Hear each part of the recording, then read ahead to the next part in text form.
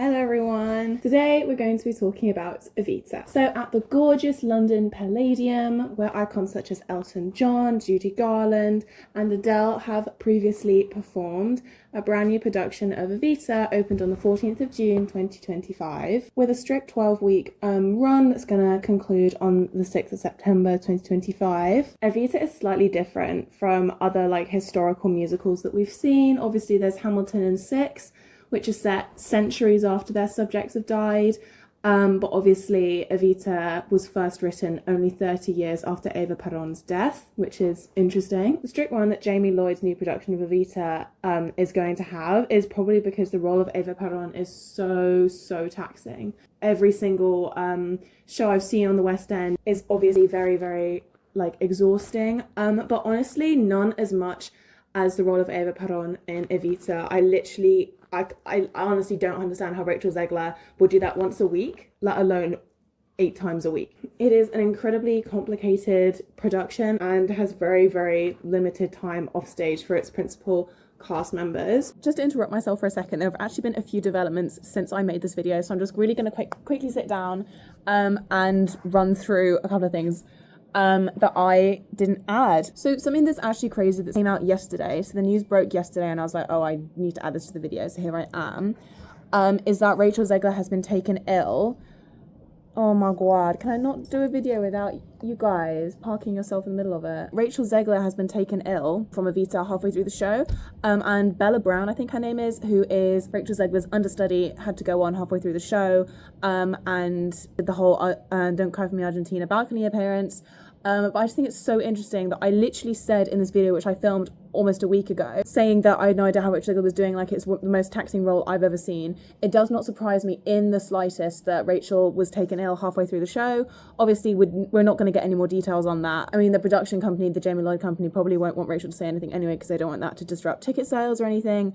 If we know too much about how Rachel's ill and how this role clearly is affecting her, then that might make people less likely to go, because Rachel Zegler's got such a massive pull. And I think this opens another can of worms, a whole other issue about people whinging when Rachel Zegler is not on and they get the understudy Bella Brown. And Rachel Zegler, constantly in her stories at the minute, is posting about how amazing the swings are and how the covers are so amazing, because when she couldn't go on, it was completely unplanned. And all the swings had to rearrange and basically reblock the show as they went, because they had one less person on stage and they had to figure it out pretty much on the spot. And of course that is absolutely phenomenal. But I also spent most of this video being a lot of people are going just because of Rachel Zegler. That is literally just why I went. Even though this has turned into a whole other thing, and I've discovered a new love for another brilliant show by Lloyd and Tim Rice. It's now turned into this whole other being, and I really can't blame people for being upset they're not seeing Rachel Zegler, but also to hate on Bella Brown because she's not Rachel Zegler is absolutely outrageous. I just think that's so interesting, and definitely could have a whole video. I could have a whole video on this by itself, but I just thought I really needed to sit down and talk to you guys about it, because it's so interesting that this has happened literally whilst I was editing my video. So anyway, so this new production of Evita is directed by the amazing Jamie Lloyd and produced by the Jamie Lloyd company, Andrew Lloyd Webber and Michael Harrison. So I hate to say it, but one of the main reasons why I went to see this new production is that it was starring the incredible Rachel Zegler. I am a really big fan of her work, obviously minus Snow White. I think she's really talented. And yeah, I really like some of her principles. I'm not actually a big fan of her acting style. I think her acting style is very and I just like the Bridgerton breathing, and I'm not really a huge fan of that. But again, Evita was an opportunity to see a really talented celebrity, really up close, and I wasn't gonna pass that opportunity up. And also I had no interaction with Evita before going to see this production. I had never seen Evita before, and I had no expectations. I didn't listen to any of the music. I did no research, and that's kind of my favorite approach to going to see a new production. I really enjoy going in with no expectations at all, so that the first thoughts that I have are mine. So the notes that I made during the interval and stuff, they're completely my thoughts, because I hadn't done any research. And then obviously I get to come back and I get to research for a couple of days. This program that I got actually is so useful. It provides so much backstory on Eva Peron's actual life, and provides some of the details that don't fit into the show. And we're going to go into all those reasons. Overall, I gave it 3.5 stars. I thought it was really cool, but there were definitely some elements that could do with being changed, I feel. So I thought a really good place to start would just be to take a quick look at Eva Peron's history. Kind of interesting for you guys, especially if you guys haven't really interacted with Evita before, to kind of look at what actually happened in her life, and then to look at what Weber and Rice took from that, and then to move that on to Jamie Lloyd's reproduction.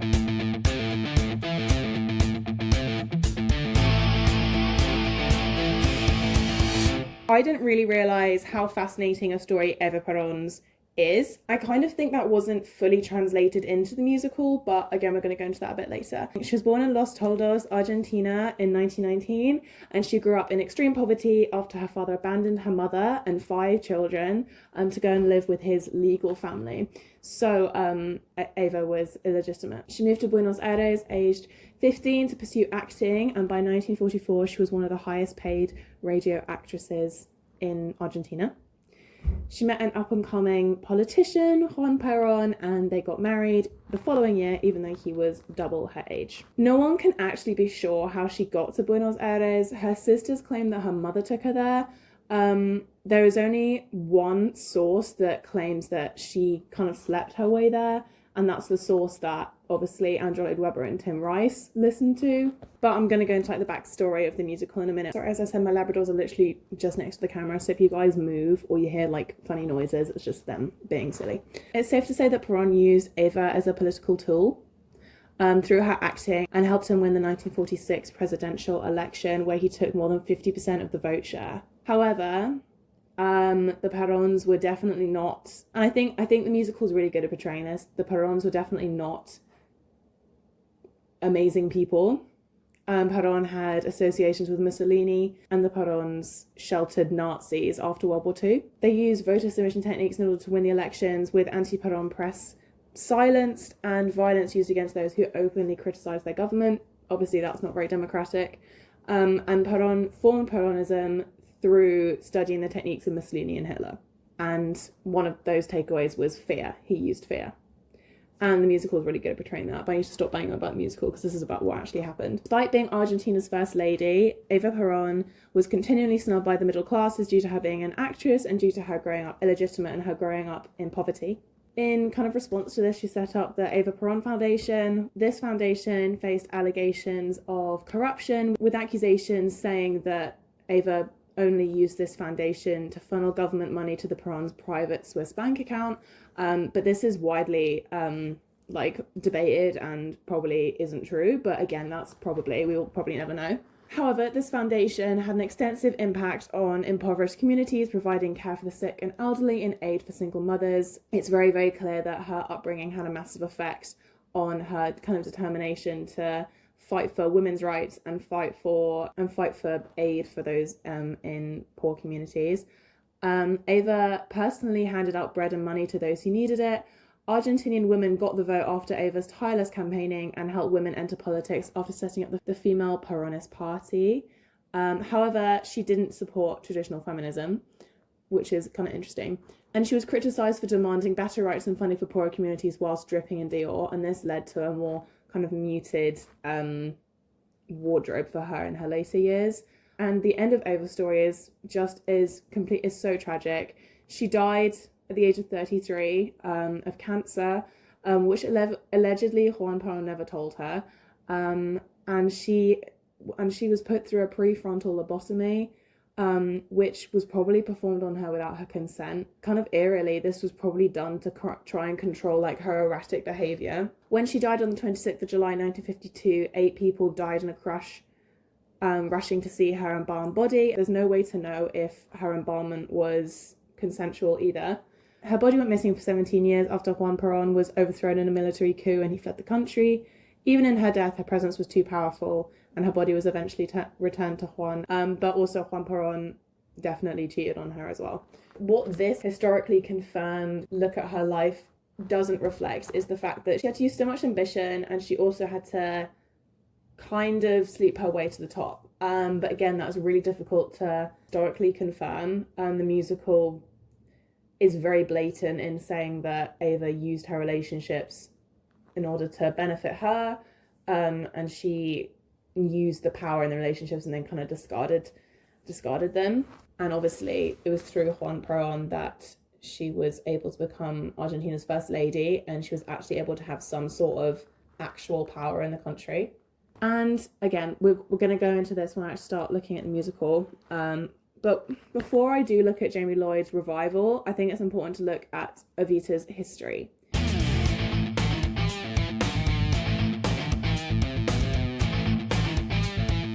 So Evita started only as a concept album by Tim Rice and Andrew Lloyd Webber, which was released in 1976 and debuted on the West End in 1978 at the Prince Edward Theatre, starring Elaine Page and directed by Harold Prince. It stayed there for 8 years and ran on Broadway in 1979 for 1,500 performances. It won 7 Tony Awards, and the cast recording won a Grammy.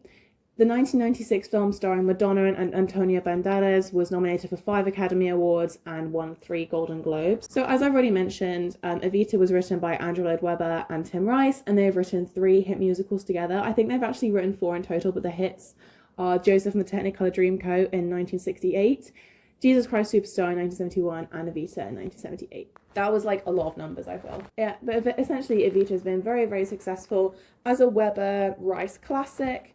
It's been revived quite a lot as well. I didn't realise, I mean, I've kind of not really been in the West End theatre loop until the last few years, but I didn't really realise it's been revived quite a lot. It was revived on the West End. How many times? Take a shot every time I say revived. It's been revived on the West End in 2006, 2014, 2017, and 2012 on Broadway. And Jamie Lloyd's production was kind of tested at the 2019 Regent's Park Open Air Theatre. So that's kind of when Jamie Lloyd first kind of got his hands on Evita. That sounds weird. So yeah, hopefully that's a good kind of summary of the history of Evita and Eva Peron herself. Eva Peron really has a tragic story. She kind of used the people around her, but essentially was never able to escape the fact that people were going to try and use her. And it's tragic that those were true events and that this was her life. I think what makes this whole musical really interesting is that obviously Andrew Lloyd Webber and Tim Rice are English, and they are writing about Argentinian culture and politics. So obviously we need to take Evita with a pinch of salt, and also we need to remember that it is a musical. It's not going to be historically accurate. The debate's obviously been going on for ages about like historical dramas and adapting historical events into musicals, because people will take what they're watching as fact. We can kind of see that with The Crown. There's been backlash over like that's not historically accurate, and it's like, no, it's not historically accurate because it's a TV show, and guys, TV show or a film is not the truth. It's always being put through some kind of narrative, and I think people forget that. But we shouldn't expect Evita to be historically accurate, but also it's important that the creators and the directors and all the creatives involved take responsibility for the fact that people are going to be going to see it, and this is going to be their only, especially in the Western world, this is going to be their only introduction to Evita. So it's important that it is accurate to an extent, because it's going to be some people's only interaction with the musical. So only interaction with Eva Peron and potentially Argentinian culture generally. I'm not educated on Argentinian culture at all, and this was my first interaction with Evita, so I think that provides me with a really interesting and niche kind of perspective on this whole thing, because a lot of like reviews out there obviously from people who really know what they're talking about. Mickey Joe Theatre's reviews is always my go-to, but he really knows what he's talking about, and I kind of don't, which is why I think my videos are potentially quite interesting. I don't know if you can see this dog. She literally has her head, oh, you're so cute, almost on my computer. So now we're going to move on to Evita in 2025. Also, do you guys like Sheila? Isn't she gorgeous? Should I leave her here for now? I'm like all cozy. This is so cute. Okay, Evita in 2025.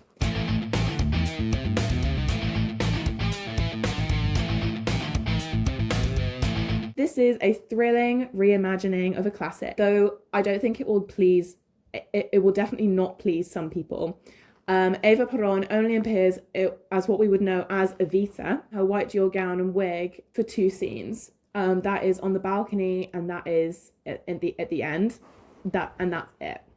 For the rest of Act 1, she wears a black bralette and shorts with knee-high boots, twinned with a sparkling white set in Act 2. The stage is reminiscent of a pop concert, which ties into kind of Rachel Zegler's own kind of, not like type of fame, because she's not technically a pop star, but I think it ties in with her kind of young, youthful, like, kind of vibe. I don't know. There's probably a fancy word for it that I can't remember.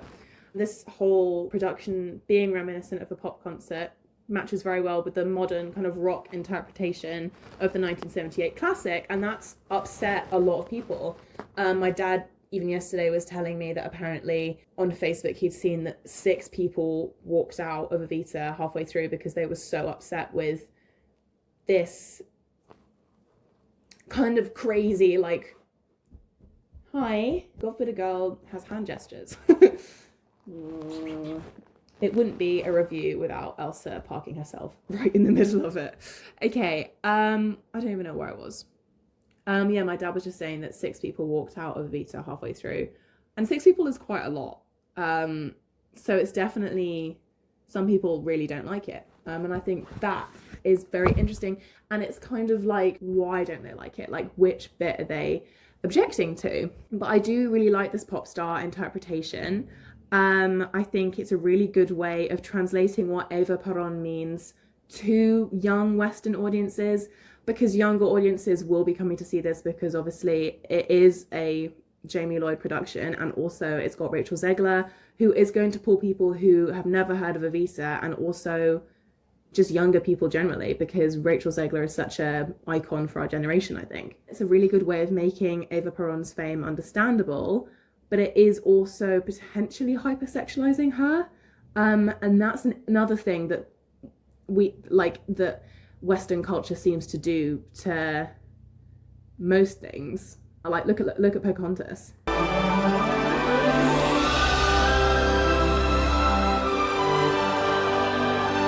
Evita is essentially a musical that presents Eva Peron's rise and fall. But I kind of I felt that her journey wasn't, I think the biggest issue that I had with it is that the storytelling is a bit lacking. Oh, it wouldn't be a review without, oh, it's fine, that was the door slamming. That was the door slamming, wasn't it? I actually can't with this door. Are you being so silly? So yeah, I feel like it should be a production. It actually looks like I'm bedbound. I'm not, I'm just lazy.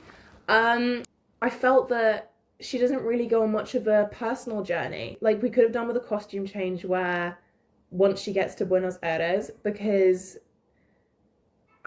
she's a pop princess all the way through. Like, she doesn't kind of grow. You know what I mean? Like, I feel like she starts off as a pop princess. And remains and has that persona all the way through. But I kind of feel like this kind of pop-esque vibe should come to her when she's in Buenos Aires. I don't know, is that not fair? The staging was very, very pop princess. It really reminded me a little of Little Mix's Confetti Tour and Jade's touring. They've got the same kind of bleacher steps, which were Beyonce pop star-esque, which obviously fitted in with the minimal costuming that was very pop star-esque as well. A lot of people have had huge issues with the costuming as well because it's not very traditional. Rachel Zegler was clearly the biggest pull for this audience. I'm kind of just going through my review now. And is a phenomenal singer whose talent is evident, tied in with Weber and Writer's fantastic music under Lloyd's direction, which resulted in an explosive cacophony of thrilling numbers, swelling scores, and the longest applauses I have experienced in a while, potentially more than it deserved. Rachel clearly gave everything to her performance, and her style clicked very well with Eva Peron. Style of like the Bridget, as I said, kind of like the Bridgerton breathing. Those 2 girls need to be quiet. The very over the top like facial expressions really fitted with Eva Peron. I kind of think that's why Ariana Grande fitted so well with Glinda, because she literally is Glinda. Like, her style is so Glinda. She fitted so well. I think calling the reception that Evita's got for the audience. I think calling it celebrity blindness is a bit harsh. But I genuinely think that it's potentially quite true. I think those are the longest applauses and standing ovations that I've ever seen. And Evita definitely wasn't the best thing I've ever seen. So obviously, of course, it's all a matter of opinion. But I do think when a celebrity's involved, there's going to be more. Like, it was just evident the theatre was full of Rachel Zegler fans. And of course, that's fine. That's to be expected. But I'm not sure it was necessarily kind of deserving of that. Keeping with the costuming and staging, most of the women were wearing really loose contemporary kind of grey dresses. And obviously that was a commentary. Eva Peron, Rachel Zegler, and the girl who has an affair with Juan Peron are both wearing these like bralettes and shorts. And then when Eva kind of starts out with Juan Peron and basically kicks out his really young mistress, this mistress puts on one of these dresses and sings so heartbreakingly. I think it would have been so good if Eva had started wearing one of those dresses. I wrote here that I honestly found the women degraded by what they were wearing, whilst the men didn't seem as much, and it wasn't really necessary to the storytelling. But the like aggressive dancing, like, I understand where it was coming from, but I felt it was very over the top. You don't have to keep throwing it out to the audience like, we understand, you can move on now, kind of thing. I guess lots of people will argue that that's making the uncomfortable people uncomfortable. You can literally say that for everything. Maybe it's an if you get it moment, but the thing is I don't think that you can get away with that when you're pulling people who probably won't get it because they're not Evita super fans, because they're probably going there because of Rachel Zegler or Jamie Lloyd. You know what I mean? Although if they are going there for Jamie Lloyd, they should be expecting something so violently vibrant. Yeah, I just said modernising does not mean having women dance like that. I feel like obviously in a supportive atmosphere it's fine. Like in Six, they're literally just 6 women on stage. Like they're having fun and they're just being themselves and being proud of their bodies and stuff. But the exclusive goal of the dancing in Evita is for male attention. That's like Evita's whole plot in Act 1, is that she's doing this for male attention so that she can like progress. And I just really didn't like that. Like I was just sitting there like, oh, like no, please. Like, and maybe it was supposed to make me feel like that. It was supposed to make me feel like, oh God, I can't believe she's having to degrade herself to this level just to move on in the world. And that's definitely a valuable commentary. But if you're going to do that, then I think you should make more emphasis on kind of the corrupt world that she lives in that makes her have to do these things in order to get anywhere. You know, like if you work hard, you should be able to get from the bottom to the top without kind of degrading yourself. And look at that closer rather than just kind of looking, because it can come off as quite critical of her for using herself in this way. And it just, I don't know, I don't know, please tell me someone knows what I mean. Yeah, I just said they're dancing and owning their bodies for male attention. And is this to make a point about what women had to do, or has this not been thought through enough? The problem is that when it comes to debates of like, have I got the wrong end of the stick, or has someone just not thought it through, I have to just go with, like, of course they've thought it through. Like, whoever wrote this, they must, like, Weber and Rice, of course they thought it through. And I kind of think potentially that makes it worse. But just to bear in mind, I haven't seen any other stage productions other than Lloyd's, so I'm not entirely sure what Jamie Lloyd has put in and what was there before on stage. I've seen the film. The film is much more sympathetic towards Eva Peron. Like, is it a satire? Are they just doing the thing? And it's a fine line that a lot of the audience won't understand. Like, my mum was really uncomfortable. And it can be empowering, like in Six, but in this context, it's clearly for male validation, and I really didn't enjoy that. The narrator, Che, who doesn't like Eva, is narrating the story, and he is such an important character. Oh my God, he was phenomenal. It's possible that some of the narrative is skewed through his mind, because he's telling Ava's story, and he's telling it like he has these, like everything he says is portrayed as true, and he's got like access to like Ava's real deep emotions, and stuff that she would never have told him because he doesn't like her. And it kind of sounds like a narrative device used to cover up any slut shaming or dodgy representation. And if that is the reason why Che tells the story, the plot was not basic. It was very complicated. And again, I hark back to, I think where this production has gone a bit wrong is that it's lost some of the storytelling. As someone who was watching it for the first time, I did get lost a little bit, and I did have to ask my dad some questions. He's a huge Andrew Lloyd Webber fan, and I had to ask him some questions and like do some Googling on the plot. And I've seen lots of other people have this reaction as well. The storytelling is definitely getting lost in all these incredible added details that I did quite enjoy. I love the dark undertone and kind of sinister edge to Eva. Like the lighting design was absolutely impeccable. It was so cool. Like the flashes of like red and all of it, and the candles coming through the stage, and when the ensemble kind of lined up through the stage and was staring out, it was so eerie. The staging of Eva sleeping her way to the top was really, like, her starting at the bottom, literally working her way to the top. The slow walking of Eva to Juan Peron, it's been done very, very well. And this definitely starts conversations about how that was the only way for her. That was the only way for Eva to move forwards. And looking at, has that necessarily changed? Every country today is still struggling with equality, and looking at like women's rights and all that kind of thing. So it's definitely touching on some major themes and starting some conversations.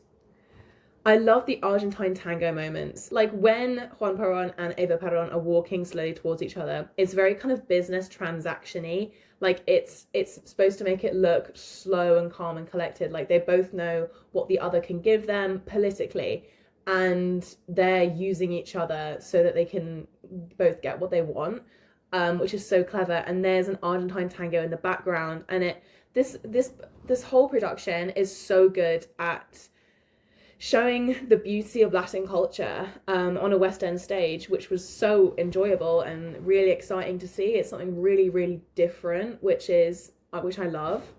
Something I couldn't ignore was, I'm really not sure how Eva Peron herself would feel about Evita generally, because obviously only she knows how she got where she was. It kind of, and just in my research, it kind of has looked that Webber and Rice are really kind of clutching at straws. Maybe that's a bit strong. Obviously they needed to make a musical, and they took bits that they heard and they embellished on bits, and that's just how writing works. But I'm just not sure how she'd feel about it. I think the film was so much more sympathetic towards her, but this production was definitely more critical. But obviously there's reason to be critical of her. She was part of Peronism that was inspired from Mussolini and Hitler's work. Like, they actively harbored Nazis. They used fear to terrify voters into voting for them. Like, obviously they're twisted, and that is so and that is so clear in the musical as well. And I love this complexity. But yeah, it's kind of obviously a fine line between, I don't know, how would Eva feel about it? And it's tricky because obviously you want to be really respectful, but then also, whilst she did a world of good, she also was part of a really evil world, which is fascinating, and I can really understand why someone would want to make a musical about it.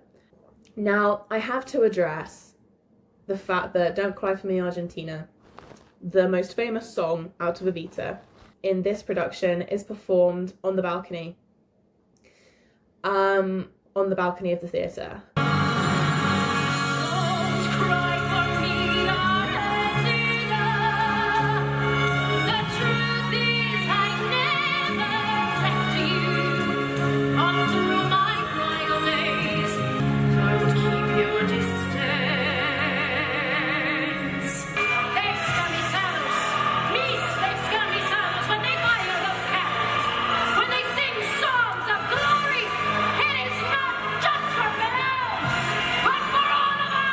I mean, I'm going to look at like critical reviews later anyway. Everyone seems to be really torn about how to criticize this element of the production. I personally think that they really just should have done it within the theatre.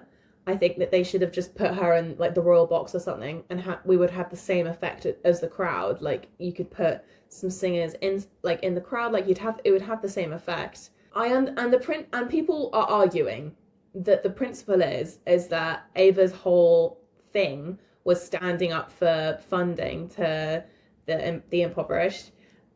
So of course they're going to have Ava standing on a balcony singing to the shirtless ones whilst the bourgeoisie are sitting inside watching her on a screen. That's a very Ava thing to do. But also I need to add that tickets for this really aren't that expensive. They're £25, I think, which pretty good for the West End. Just to add. So it's not that bourgeoisie, is it? Hi, it's me again. Obviously I said that the cheapest ticket prices are £25. That is now no longer true. I was doing some extra research, like when I uploaded the video to YouTube yesterday, as in a draft, and then my dad came into my room and was like, guess how much Evita ticket prices now are at? And I was like, oh, how expensive are they? And when he told me, I was like, frick, because that completely disproves an entire point I was trying to make. I promise you, when I made the video, the cheapest tickets were £25, but that is now completely exploded out of control. So now I think the whole like bourgeoisie argument is so valid. Cheapest seats are now £74, which is absolutely insane. The most expensive seats are £375. So that's if you want to be in the stalls in the middle, a few rows back, because those are like the best seats. Of course, if you go really far forward, they're going to be really expensive as well. So obviously that completely irritatingly disproves my point that seeing the show isn't expensive, because it is astronomical now. And I promised when I made the video that the cheapest seats were £25. There is still a lottery that releases tickets for £25 each week, so technically there are still £25 tickets, but you have to win them. You can't just buy £25 seats. And I think that's a huge shame, because another way to...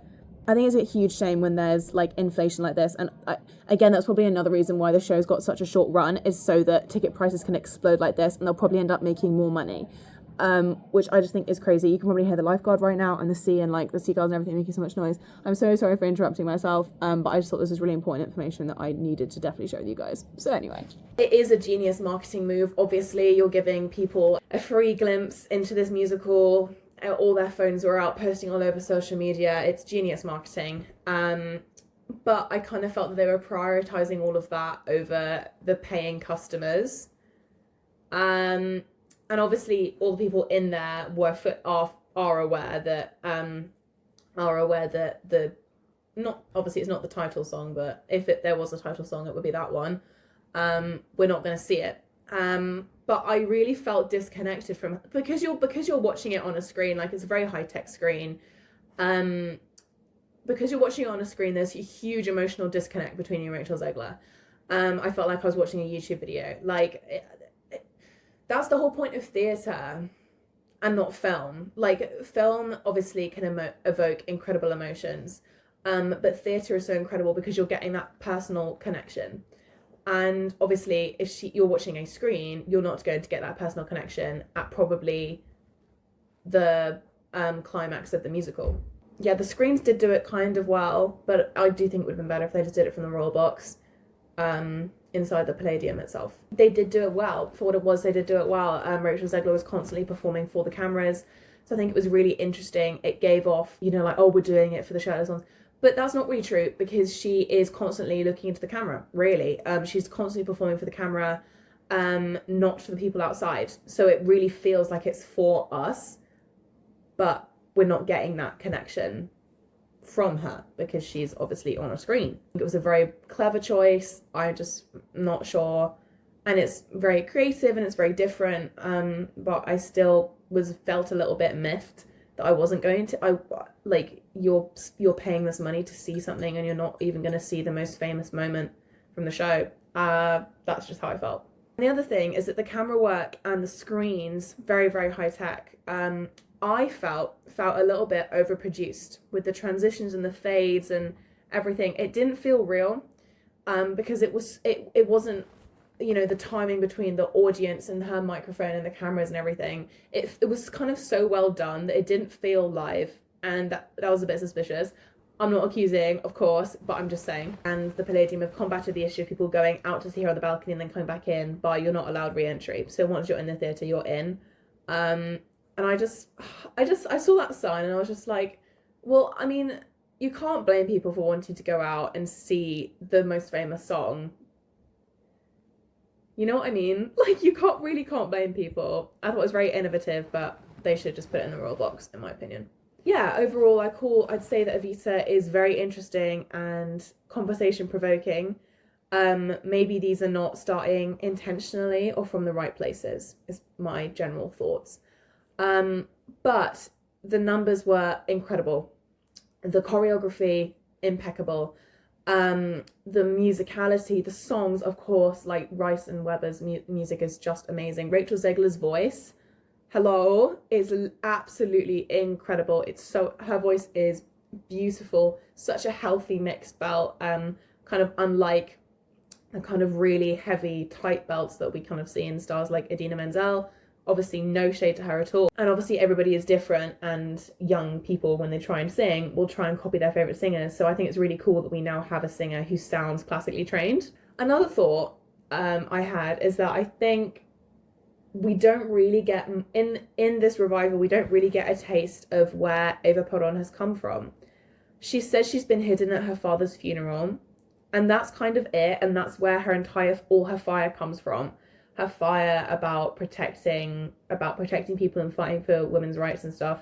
And I kind of felt that wasn't necessarily enough. I don't know. Mickey Joe on YouTube called Eva's descent to death in Act 2 as unemotional, because she's essentially dying for 45 minutes.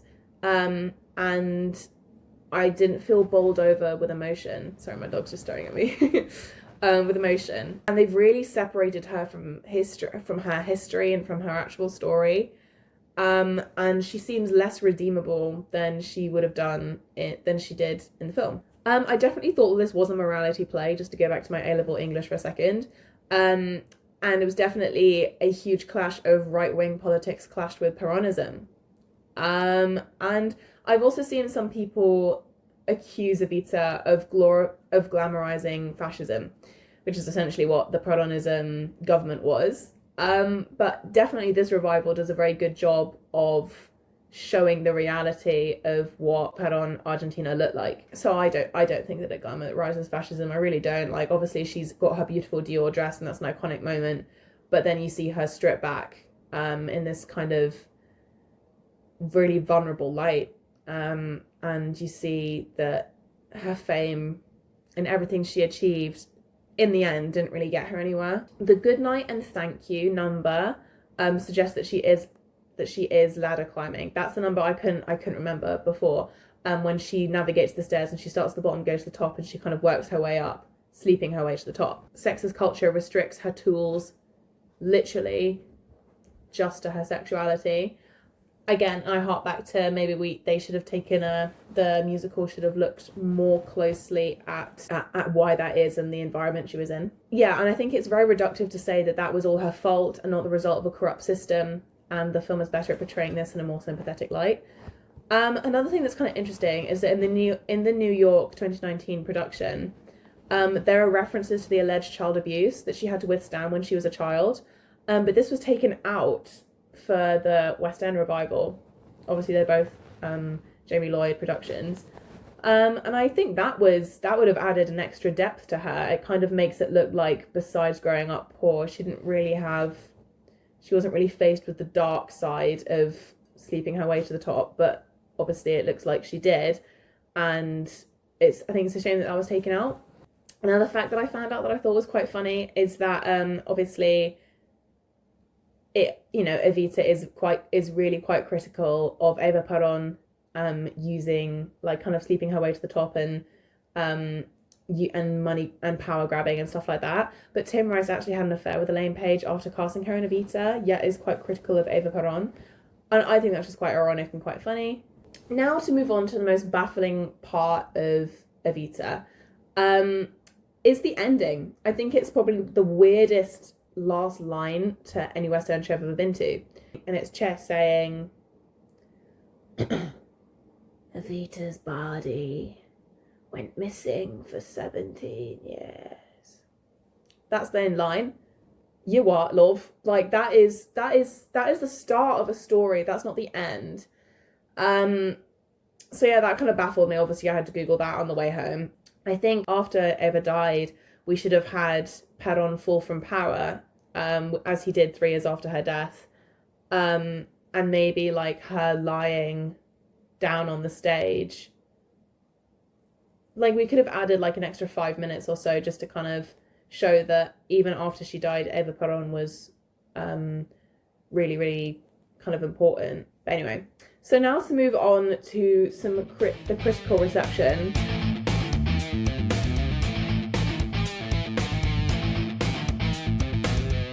A plethora of 5-star reviews. As I said, I gave it 3.5. I love the story. I really like the story because I think there are so many comparisons. Like, you can compare it to like Icarus and Flying Too Close to the Sun, but I can also understand why traditional viewers wouldn't like it, because it, like, compared to other productions, it's not very traditional at all. It's very modern and show-stopping and loud and bright and really clever. And I really like that, because that's sometimes something you don't really get with some productions, where it's kind of like a surface level, that's what's going on. But with this production, you could watch it again and again and still notice new things. The Guardian said that Rachel Zegler is phenomenal, but Jamie Lloyd's rock show drowns out the story. Again, that's pretty much what I said. Variety, which is really interesting, I think, said that theatre works on a human level, connecting performer and audience. Seeing the show's literally iconic moment on video leaves us admiring of Zegler, but emotionally disconnected. All we feel is Eva's and Lloyd's manipulation. So true. So freaking true. That couldn't have put it better myself. We've gone through 6 pages of my thoughts. Congratulations, everyone.